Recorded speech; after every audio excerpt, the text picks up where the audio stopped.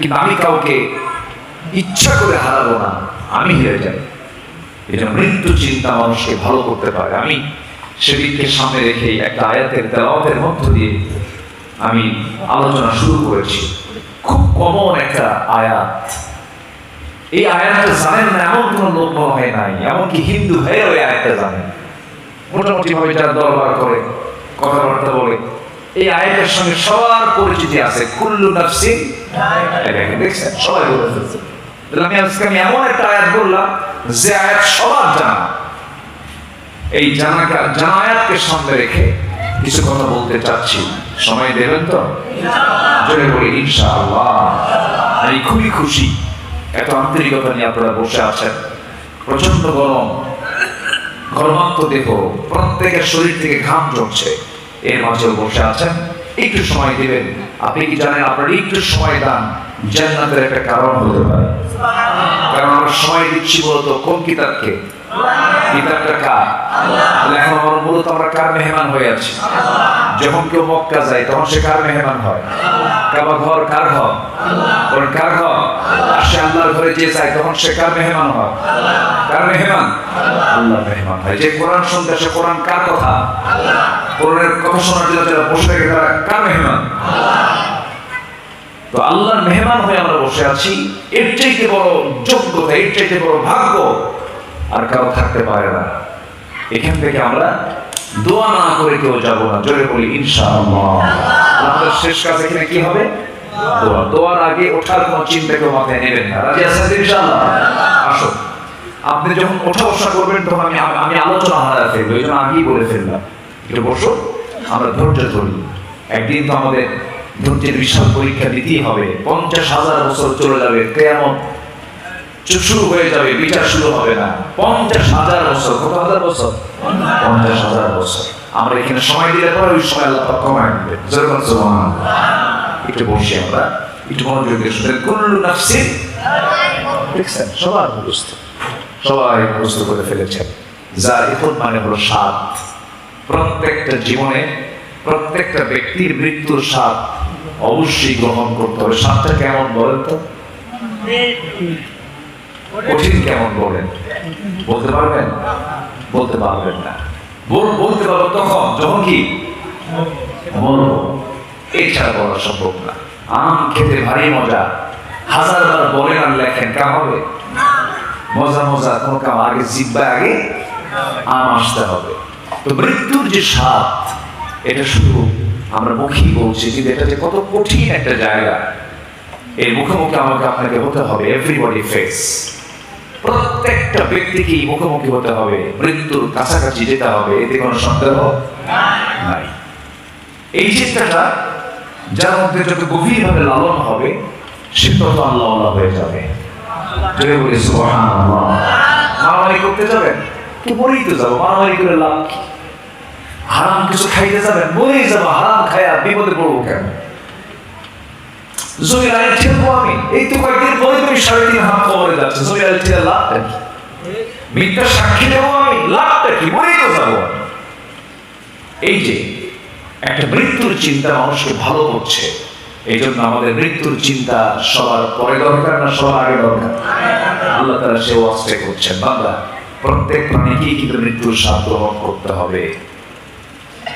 সূরা আলে ইমরান আয়াত নম্বর 185, এই আয়াতকে সামনে রেখেই কিছু কথা বলতে চাচ্ছি। 4-5টা পয়েন্টকে সামনে রেখে। ওয়া তাওফীকি ইল্লা বিল্লাহ। কারো কোনো কষ্ট নাই তো? এখান থেকে সুস্থ হয়ে বাড়ি পর্যন্ত যেতে পারবেন এমন গ্যারান্টি দেবেন কে? কে হাত তোলেন? দেখি হাত তোলেন দেখি। কেউ আছেন? হ্যাঁ, অতএব বসে থাকি। যদি এখানে মৃত্যু হয়, এই মৃত্যু হবে কি দুর্ভাগ্য না সৌভাগ্যবান? সৌভাগ্যবান। জানেন, আমি যেখান থেকে আসলাম আল্লাহ পাক আমাকে অনেকবার নিয়েছেন। আল্লাহ প্রত্যেক ভাইদেরকে বোনদেরকে জীবন অন্তত একটা আল্লাহর ঘর দেখার তৌফিক দান করুন। আপনি বলবেন হুজুর আপনার তো সুযোগ আছে, আপনি যান। আমার তো টাকা পয়সা নেই। টাকা পয়সা লাগে না। নিয়ত করেন, আপনি নিয়তটা ঠিক রাখেন, আপনি কোন দিন আল্লাহর ঘরে চলে গেছেন আপনি নিজেও বলতে পারবেন। জোরে বলি সুবহানাল্লাহ। হাজার হাজার কোটি টাকার মালিক, গোটা দুনিয়া ঘুরে সিডনি দেখে, স্ট্যাচু অফ লিবার্টি দেখে, আমেরিকা দেখে, নিউ ইয়র্ক দেখে, সিঙ্গাপুর, মালয়েশিয়া, মক্কা যেতে পারে না। আছে কিনা বড় খবর আছে না? আচ্ছা, আবার রিক্সাওয়ালা 2017 সাল আমার সঙ্গে এক রিক্সাওয়ালা দেখা হলো। আমি চিনি না তাকে, আমাকে জড়ায় ধরে বলতেছে 17 সালে আমাকে জড়ায় ধরে বলতেছে, হুজুর আমি আপনার খুব ভক্ত, আমি আপনাকে দেখে চিনছি হুজুর, আমি হজে আসছি, আমি রিক্সা চালাই। বললাম আপনি রিক্সা চালান তো কেমন করে এত টাকা খরচ করে আসছেন? হুজুর আমি দিনে দিনে টাকা জমায় 20 টাকা 30 টাকা জমায় অনেকগুলো টাকা জমা হয়ে গেছে, আমি জমা দিয়ে চলে আসছি। জয় বলি সুবহানাল্লাহ। গ্রামের মানুষ রিক্সা চালায় বিঘা বিঘা জমি কিনা আছে না? আছে না? আছে কিনা বলে? খালি আইল সই করে। কি সই করে? আইল সই করে। নিয়োগ করেন, হয়ে যাবে। মক্কা এবং মদিনায় 2 জায়গায় মসজিদে নামাজ পড়েছি, প্রত্যেক ওয়াক্তে 2টা নামাজ হয়েছে। আমি লক্ষ্য করে দেখেছি 2টা নামাজ। আমরা আমার দেশে পড়ি ম্যাক্সিমাম সময় কয় নামাজ? 1 নামাজ। ওখানে পড়েছি 2 নামাজ। একটা হলো ওয়াক্তের নামাজ সালাতুল ফজর আর সালাতুল জানাজা। আসসালাতু আলাল আমওয়াত ওয়াত-তিফল ইয়ারহামুকুমুল্লাহ। এই ঘোষণা হতো, জানাজার লাশ সামনে হাজির হতো। যখন এই ঘোষণাটা আমার কানে আসতো, বুকে আমার ধক করে উঠতো, আহা প্রত্যেকটা ওয়াক্তে জানাজার নামাজ হচ্ছে। একদিন এই জানাজার নামাজ আমাকে লাশ সামনে মানুষ রেখে আমার জানাজা একদিন মানুষ পড়াবে। সন্দেহ আছে? আসতে সন্দেহ আছে?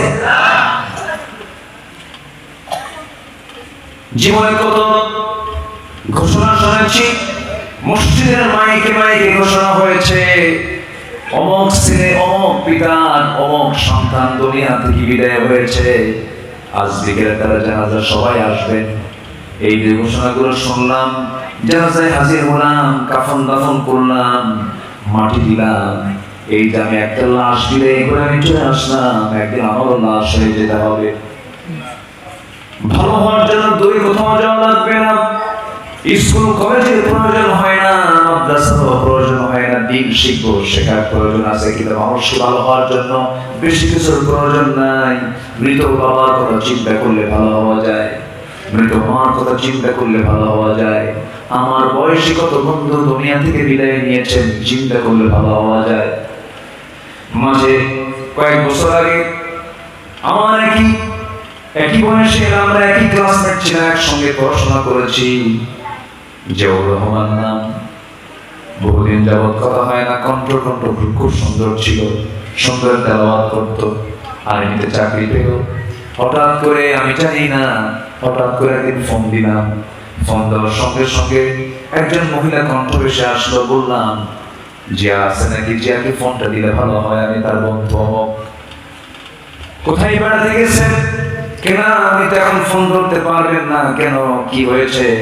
আপনার বন্ধু জিয়া তো দুনিয়াতে নাই, কবরের বাসিন্দা হয়ে গেছে। আশ্চর্য হয়ে গেলাম, কিন্তু আশ্চর্যের কিছুই নাই, এটাই স্বাভাবিক। দুনিয়া থেকে কোনদিন বিদায় নেব জানি না।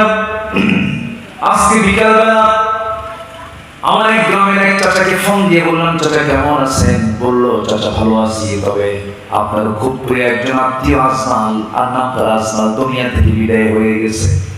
অবাক হয়ে গেলাম, এই তো দুনিয়ার নিয়ম রে ভাই, কেউ আমরা বাঁচার জন্য আসে নাই। আপনারা গ্রামবাসীর দিকে তাকায় দেখেন, কত দাপটের মুরব্বী ছিল, আজকে তারা কবরের বাসিন্দা হয়ে গেছে। ভালো হওয়ার জন্য কোথাও শিক্ষার প্রয়োজন নাই, একটা মৃত্যু চিন্তায় মানুষকে আল্লাহওয়ালা বানায় দেয়। মান আকিয়াসুন নাস ওয়া আহসানুন নাস ইয়া রাসূলুল্লাহ, হে রাসূল আপনি বলুন কোন লোকটা সবচেয়ে বেশি চালাক, সবচেয়ে বেশি বিচক্ষণ?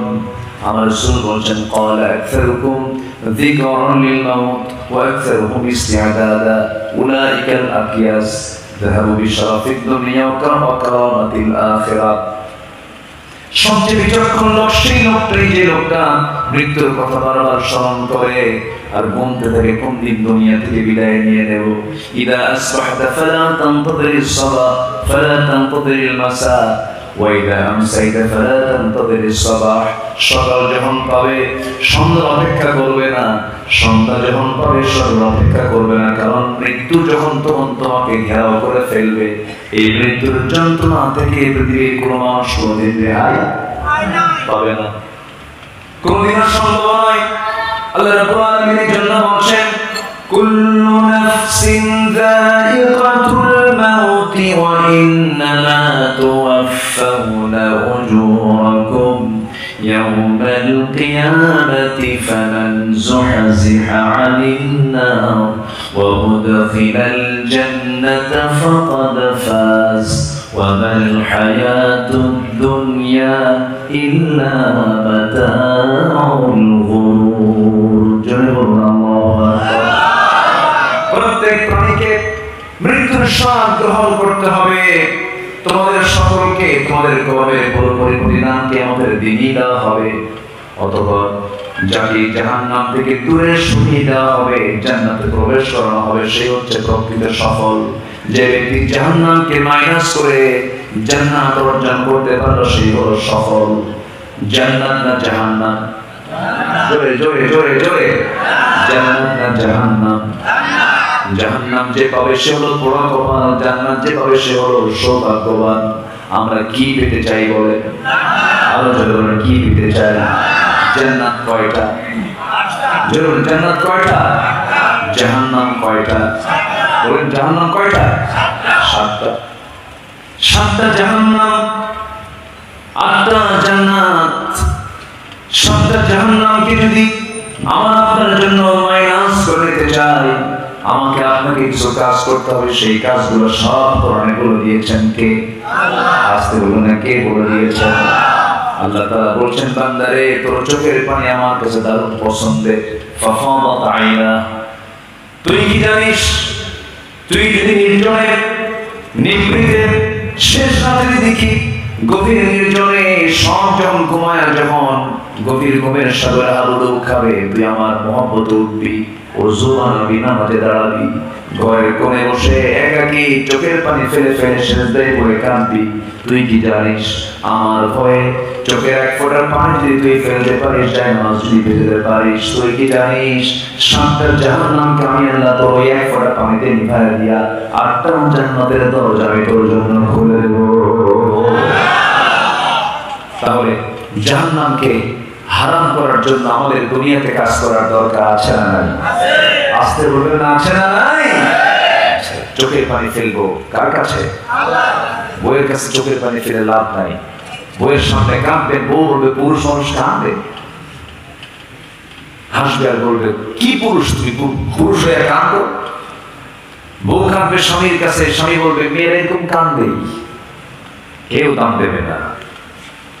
পৃথিবীর কারোর সামনে কাঁদবেন, অভিনয়ের বায়না করছে এমন করে আপনার বিরুদ্ধে অভিযোগ দেবে, পৃথিবীর কেউ আপনার কান্নার মূল্য দেবে না। কিন্তু আপনি যদি নীরবে নীরবে যদি আল্লাহর জন্য কাঁদতে পারেন, এই চোখের পানির মূল্য আল্লাহ পাক জান্নাতে আপনাকে বুঝায় দিবেন। জোরে বলি সুবহানাল্লাহ।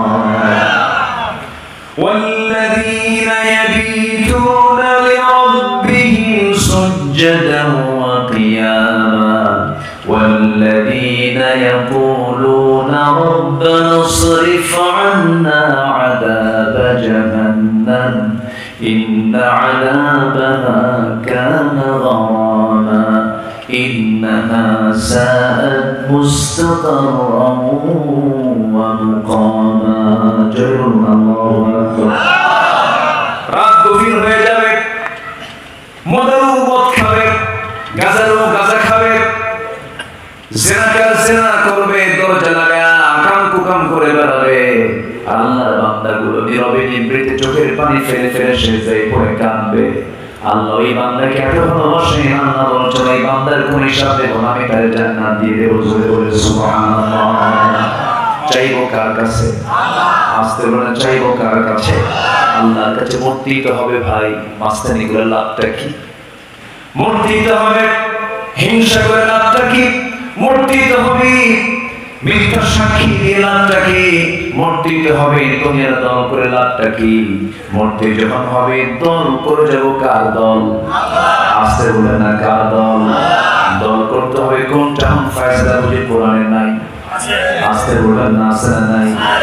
বেনামাজির দল, সুদখোরদের দল, চাঁদাবাজদের দল, সন্ত্রাসীদের দল।